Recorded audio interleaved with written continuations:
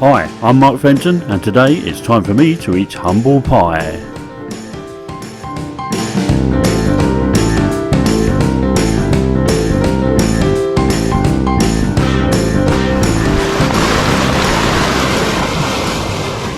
Hi, welcome to my second video of Hike It for Health. We're taking an easy stroll of around 3.5 kilometres in Bucknell Village, Shropshire. That's in the UK. Why so easy, you may ask? Remember me typing up on the screen the first episode? When doing your stretches, repeat 3 times. That's 3 reps. Oh, and I think I said we'll gradually increase our distance and efforts. This is what happens when you take shortcuts.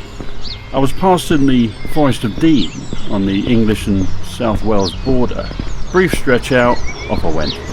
Going fine, until there was a pull on my calf that steadily got worse.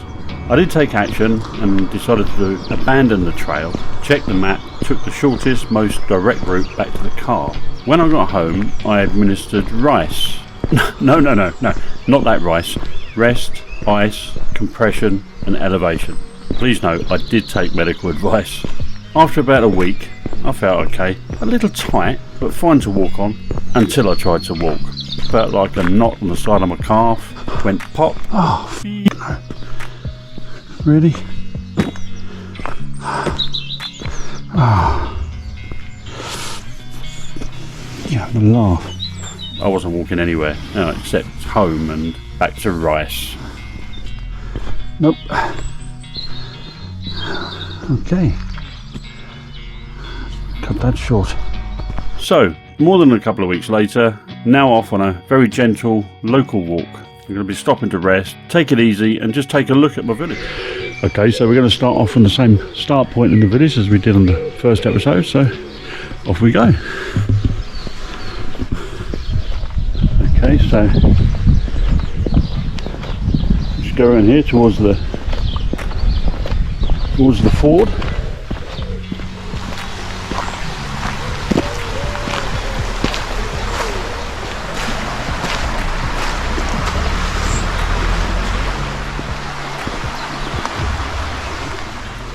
This is the River Red Lake.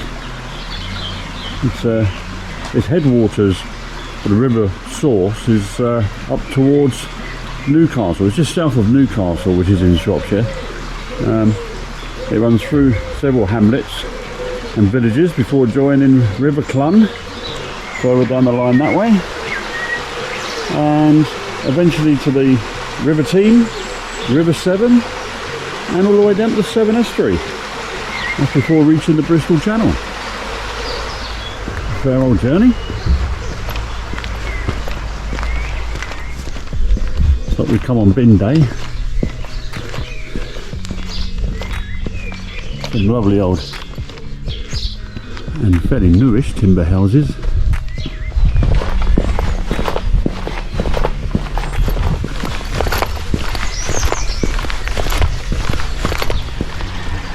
Lovely to see the free-range chickens scratching about down there. I don't think the electric fence is going to hold them much, mind, but I'm looking forward. A few of the villages have these honesty boxes, so you can. That was right on cue. Well done. So you can purchase the eggs.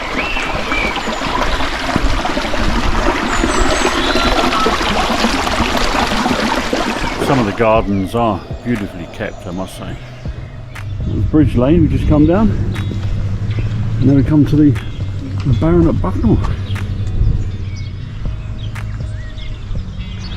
The Baron at Bucknell behind me is it's a relatively new pub in respect to the age of the village and the other pubs in the village. It was originally called Turkey Hall, and I believe it was built in around about the 1800s. It was built as a farmhouse. The original 3-bay house was extended in the early 1900s, and it started its life as a pub around 1986 when it became the Baron of Beef, and recent years now the Baron of Bucknell.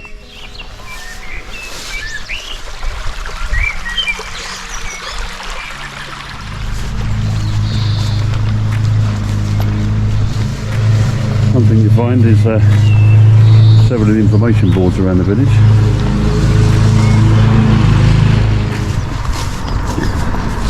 Nice to see the verges with some primroses and some wildflowers.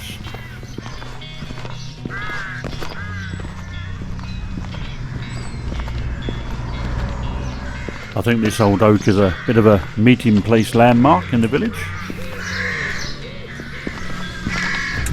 Okay, we're going to pop down this lane. There's the old farm that certainly has some history.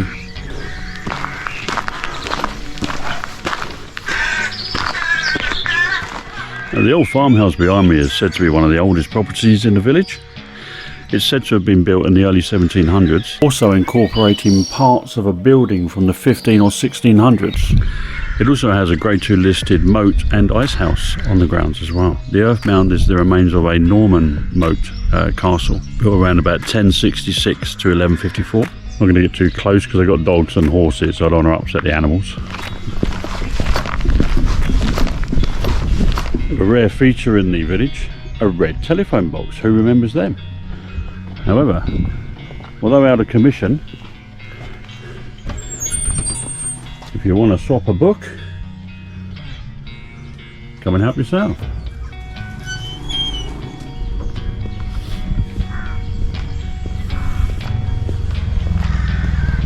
We found the river again. It's a bit of a favourite spot for the ducks at certain times of the year.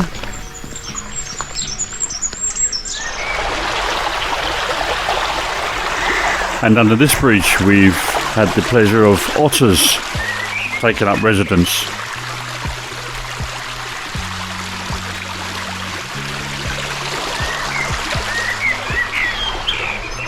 Here's the old post office.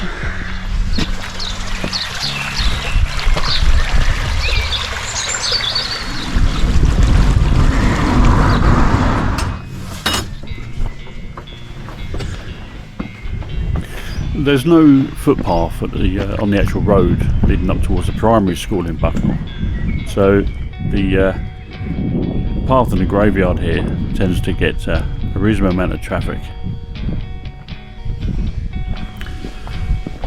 The Church of St Mary's Parish Church is believed to date back to the 1200s. In the early 1400s it was considerably restored and again partly rebuilt in 1870. The list of vicars goes back to 1285. In 2013, a ground source heat pump together with new radiators and roof insulation was installed. The church is now warm just about all year round. In 2014, a new kitchenette and disabled toilet was installed, bringing St Mary's Church right up to date.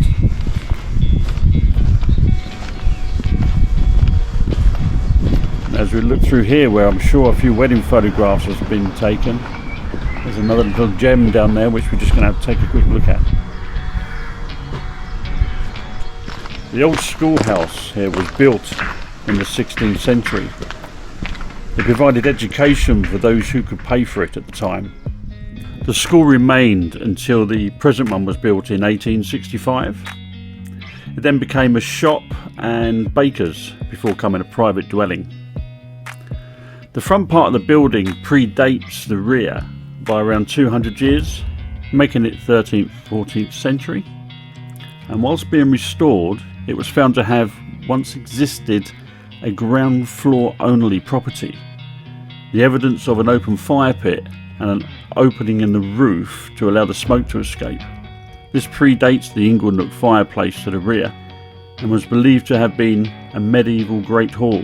Restoration was completed in 1999. Makes you wonder what it must have been like all those years ago living in Bucknell. Forest all around.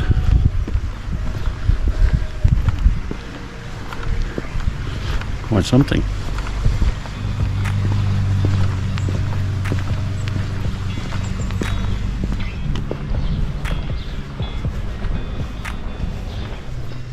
Nice to see all the notice boards full.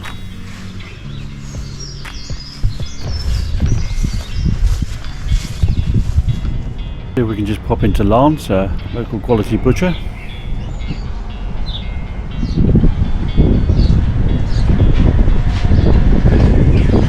Hey Lance, how you doing? Hey Mark.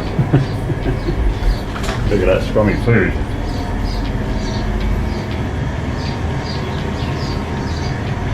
Keeping well? I'm good, thank you. It's always walking I'm doing, Mark. Good man, well done. I'll catch you again. You take care. Cheerio, bye. Keep it up. At Screens, our local garage. You get some newspapers and goodies in there. And here we have the Sitwell Arms. The Sitwell Arms was one of the early pubs in the village and still survives today. There are some lovely photos around of the pub pre-1914. Just popped in for a cuppa. Cup of tea. There's some lovely photographs of Bucknell Village showing the history all around the pub. The new owners came in 2012. The pub had a refit and the bars were reconfigured to bring it up to date. Nice to see that they still have a decent beer on the pool.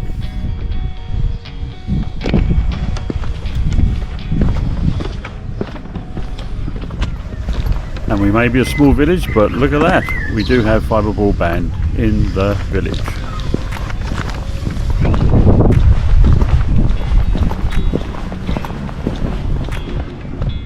Okay, next on our village walk we have the Bucknell train station. The station and line was constructed by Knighton Railway Company when it built the Craven Arms to Knighton line in 1860, engineered by Henry Robertson. Further construction and route openings in 1865 and 1868 subsequently put the station on the through route between Shrewsbury and Swansea. Apart from passengers, a great amount of wood and sawdust went by rail from B&J Davies Timber Yard.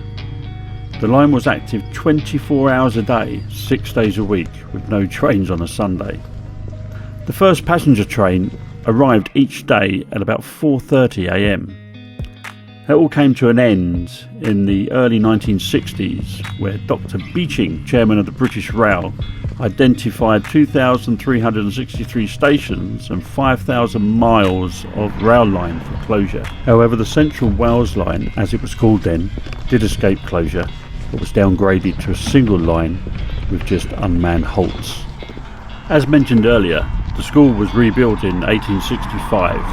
It was extensively remodelled in 1966. A further extension was added in 2013. After World War I, a memorial hall was built in the village, originally from a mess hut removed from a Canadian camp. It still stands today. And now we approach the church again from the other side of the village.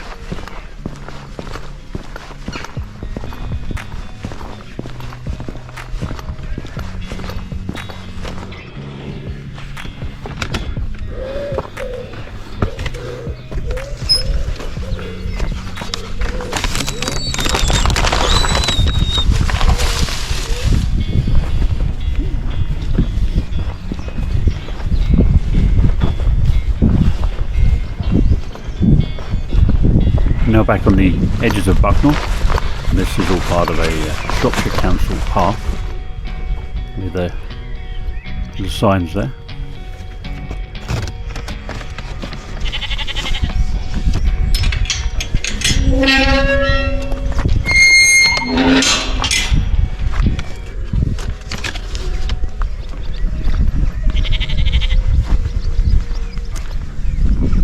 Got the mums and the babies.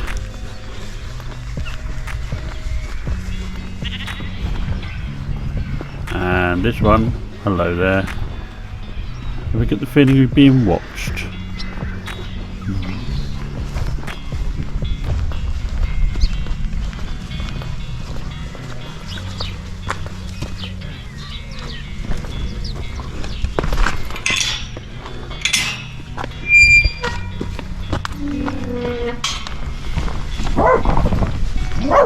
Hello. I'm not gonna lie, he did frighten the living daylights out of me then. Does she?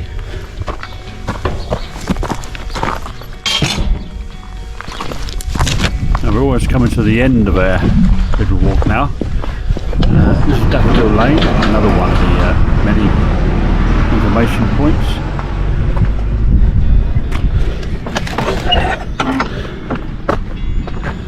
As you can see, Bucknell has a little park for the kids.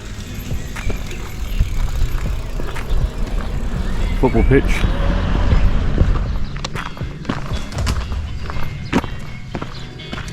Just through here, we're heading up the last leg now. Just returns us, close the loop up to where we started.